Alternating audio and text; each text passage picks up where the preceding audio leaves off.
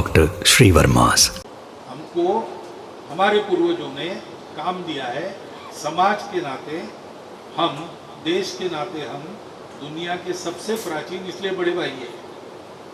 तो बड़े भाई है इसलिए रौब नहीं कसना है किसी पर, बड़े भाई है इसलिए सारे दुनिया के लोग आकर हम में से प्रत्येक का जीवन देखकर जीवन कैसे जीना ये जीवन विद्या ग्रहण करें।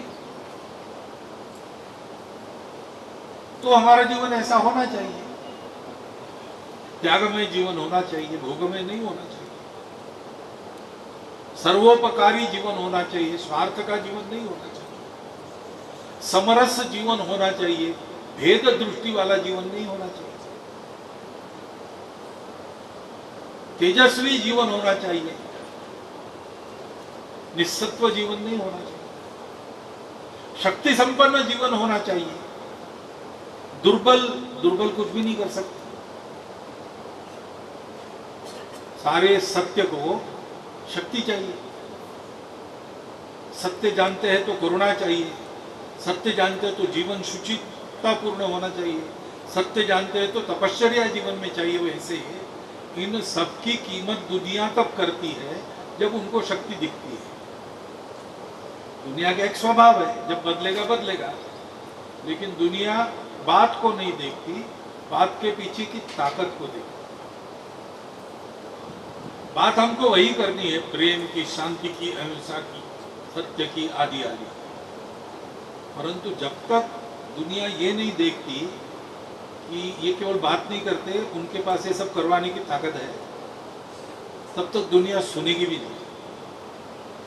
तत्व और व्यवहार का समन्वय कैसे करना, जैसे ये प्रीति की ही बात है,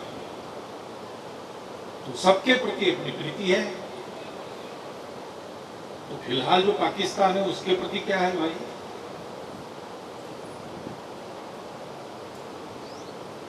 उसके प्रति भी प्रीति तो है ही, द्वेष तो है नहीं। द्वेष होता तो उनको बार बार ही नहीं करना पड़ता, हम ही कर देते, क्योंकि हमने किया नहीं। क्योंकि ठीक है भाई, किसी कारण झगड़ा करके अलग हो गए, लेकिन आप सुख में रहो, ऐसा ही हम सोचते थे, वो नहीं सोचते। अब उनका उपाय क्या है? तो जो हमारे नेताओं ने बोला है वही उनका उपाय है।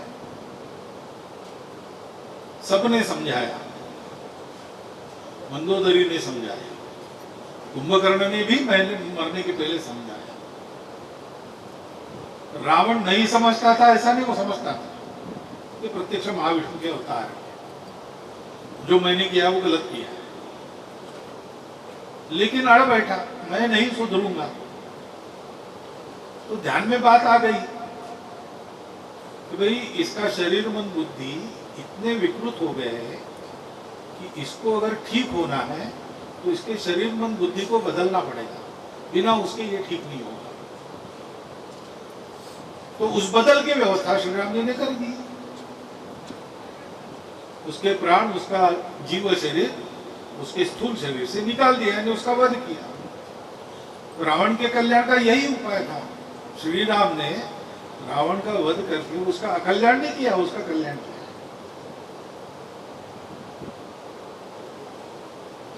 अब ये व्यवहार का संबंध है, प्रीति सबके प्रति है और सदा है।